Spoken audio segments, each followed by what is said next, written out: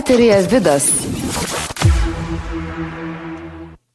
Taigi pavasaris ir apie tą svorio metimą kalbamės ir dabar kalbėsimės su cukraus detoks autorė Kristina Ragauskaitė, specialiste. Labą dieną. Labą dieną visiems. Taigi malonu girdėti ir čia kalbėjome su klausytojais, šties susirūpinę kai kurie mūsų klausytojai, kaip čia to svorio numesti ir kaip čia sveikiau gyventi. Tai galbūt pradžioje apie programą papasakot savo. Cukraus detoksas, kas tai yra? Tai labai smagu, kad visi, kaip tik pavasaris, atgimimas ir visi tradiciškai nori jaustis geriau. Tai cukraus detoksas principe prieš 10 metų sukurta šita programa buvo rėmiausi moksliniais tyrimais ir sudariau taip, kad kiekvienam tiktų, kuris nori tiesiog jaustis geriau, atstatyti savo imuninę sistemą, ypač pavasarį tas aktualu. Ir svoris be abejo krenta, bet man visą laiką patinka galvoti, kad žmonės nori ne tik svorio numesti, nes kai mes norim numesti tik svorio, tai tada tinka ir visokie nelabai sveiki būdai. O cukraus detokso programa būtent yra orientuota tam, kad mes galėtumėm gerai jaustis, išvalyti savo kūną nuo visokių kenksmingų dalykų ir tada svoris kaip pasekmė nukrenta ir mes jaučiamės puikiai.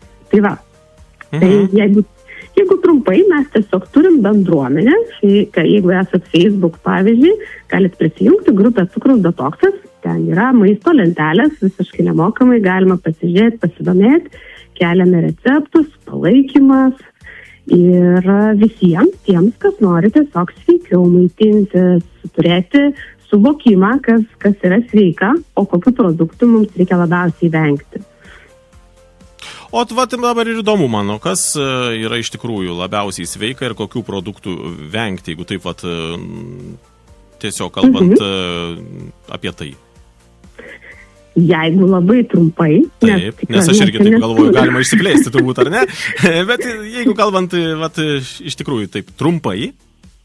Taip, jeigu kalbant trumpai, tai maistas yra mums prigimtinis, natūralus, tas, kuris mums genetiškai yra tinkamas, ką valgė mūsų protėviai, seneliai, proseneliai, ir tas maistas, kuris yra perdirbtas, modifikuotas arba pakeistų savybių. Ir šitas maistas pas mus atsirado pakankamai neseniai, apie 30 metų. Tai ką galima priskirti tokiam dalykam? Įvairūs cukrai, cukrus nėra nenatūralus dalykas, bet mes nemokame valgyti cukraus, mes jo valgom per daug, per dažnai ir visiškai nemokame derinti, nes yra labai svarbu, netgi cukrų valgyti reikia mokėti. Tada yra hidrinti riebalai, visiškai perdirbtas produktas, įvairūs margarinai jų tą tarpą, netgi tie patys rafinuoti aliejai yra jau visiškai perdirbtas produktas ir mums nėra tinkamas. Čia galima priskirti įvairius maisto priedus, kurie yra raide žymimi ir ultra perdirbti produktai, kurie yra jau kepti, perkepti, grūdinti ir dar juos reikia dar pakepti, dar pašildyti ir žodžiu mes jau turim visiškai tokį, mes turim tik tai kalorijas, bet mes neturim jokios tikros maistinės vertės. Ir patys naudingiausi produktai mums tie, kurie auga aplink mus, kurias valgė mūsų protėviai ir kurie paprastai. Ir aš visą laiką už tai, kad mes eitumėm su gamta ir, pažiūrėjau, dabar gamta bunda ir mes visi turim kur nors savo, kilometrą spindulyje kokį nors patvorį, kur galim eiti pasiskinti, pavyzdžiui, dilgėlių, garšvų ir pasidaryti žaliąjį kokteilį, kuris pats geriausias papildas ir stimuliuos mūsų organizme regeneracinius procesus. Ir vėliau, kai atsiras pirmosios daržovės, mes galim jas po truputį pasikviesti ant savo stalo didesnį jų kiekį ir tokiu būdu vėl stimuliuoti organizmą valytis, atsinaujinti, atsigauti. O sakykit, tarkim, ryte kokią valandą geriausiai ir vakare? Kada pradėti pusryčiauti ir vakarieniauti? Tai yra kažkoks toks kaip ir grafikas? Turėtų būti? Iš tikrųjų, mūsų virškinimo sistema turi darbo valandas ir jos labiau yra susijusios su gamtos ciklais, negu kad su mūsų norais, nes kartais mes sakom ten nevalgyti po 6, nevalgyti 2 valandas iki miego, bet mes pažinam 3 valandą miegoti. Tai mūsų darbo valandos virškinimo sistemos yra daug maž plius minus, nes mes laikrodį sukiojam. Tarkim, nuo 6, 7 iki 8 valandos vakaro. nuo 6-7 ryto iki 8 vakaro. Tai reiškia, virškinimo procesai turi būti skrandyje baigti. Tai labai rizikinga yra tada valgyti per sunkią vakarienę, nes, pavyzdžiui, tokie produktai kaip mėsa virškinasi labai ilgai. Jeigu mes 6 valandą valgom, mes iki 8 jos nespėjom suvirškinti, dėl to gali per naktį tiesiog atsirasti įvairūs puvimo procesai ir mes jaučiam tokį apsunkimą. O tada žmonės labai dažnai sako, kad tada aš pusryčių nenoriu. Aišku, tai natūralu, nes jeigu mes pavalgėm per vėlai, ir mūsų organizmas tarsi yra apnuodijimas tais irimo produktais. Ir tada mes atsikeliam ryte, mes nenorim valgyti. Tai jeigu mūsų vakarienė buvo laiku, buvo ne per sunki, nebuvo ten daug mėsos, kažkokių produktų sunkių derinių, tai tada kiekvienam pagal grafiką, aišku, labai priklauso nuo to, kada mes keliamės, kada mes dirbam.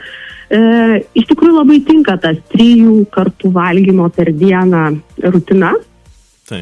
Ir labai svarbu, kad žmogus susidėliotų savo valandas, nes mūsų skrandis išmoksta išskirti netgi rūgštis jau mums prieš pradedant valgyti. Tarkim, jeigu viską valgau 7 ryto, tai mano skrandis jau ruošiasi tam. Jeigu aš praleidžiu pusryčius, tai tada organizme lieka toks tarsi nesusipratimas, o tai kur čia tie pusryčiai, tai kas, kad tu nespėjai, aš tai turiu savo darbą, savo grafiką. Tai išmokti klausyti savęs, iš tikrųjų yra cukraus detokso esmė, nes mūsų kūnas žino geriausiai. Ir vienam žmogui tinka labai protarpinis badavimas, tarkim, kai pusryčius valgo, jau net nebe pusryčius, tokius kaip jau pietus, tarkim, 11-12 valandą, ir puikiai jaučiasi valgydamas 2 kartus per dieną, bet kitiems žmonėms tas netinka.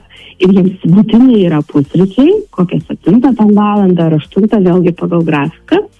Ir tas dalykas bus geriausias. Bet čia labai svarbu nebandyti vienus batus užmauti visiems, bet pradėti savo kūną klausyti, o kaip man geriau. Ir iš tikrųjų mūsų kūnas turi visus atsakymus.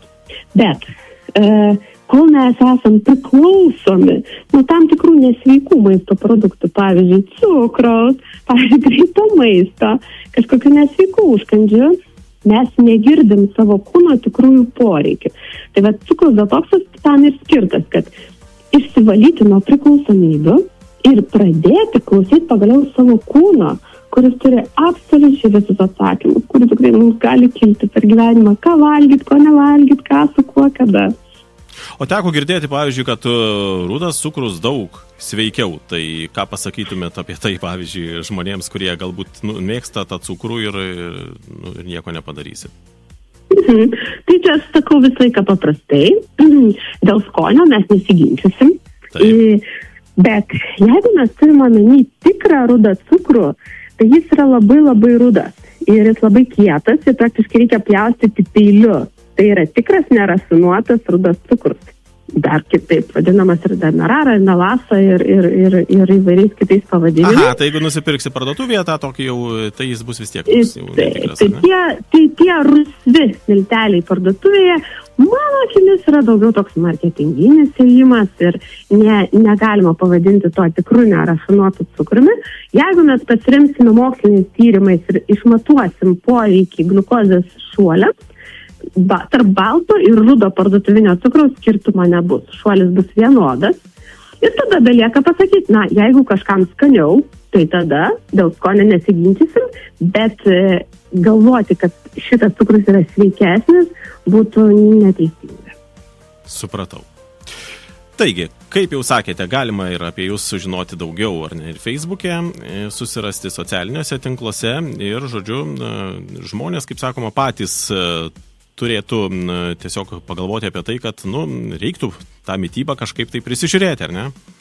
Tai visą laiką mes tvarkom pavasarį namus, mes tvarkom spintas ir mes visą laiką turim susitvarkyti ir savo mitybą. Aišku, geriausia, kad mes juos ir nepamestume, bet aš suprantu, žiema, liūdesys, šventės ir mes tarsi pametam tą rutiną, tai man atrodo dabar yra puikus laikas, kai saulė šviečia, tai po švenčių, tarkim, susitvarkyti ir savo meniu, savo rutiną ir nepamesti juos. Kągi, tai ačiū labai Jums už pokalbį. Ačiū Jums. Ačiū, gražios dienos ir viso geriausio, gero pavasario. Iki. Taigi, cukraus detoksas, autorė Kristina Ragauskaitė papasakojo jums būtent, kaip reikia rinktis mitybą.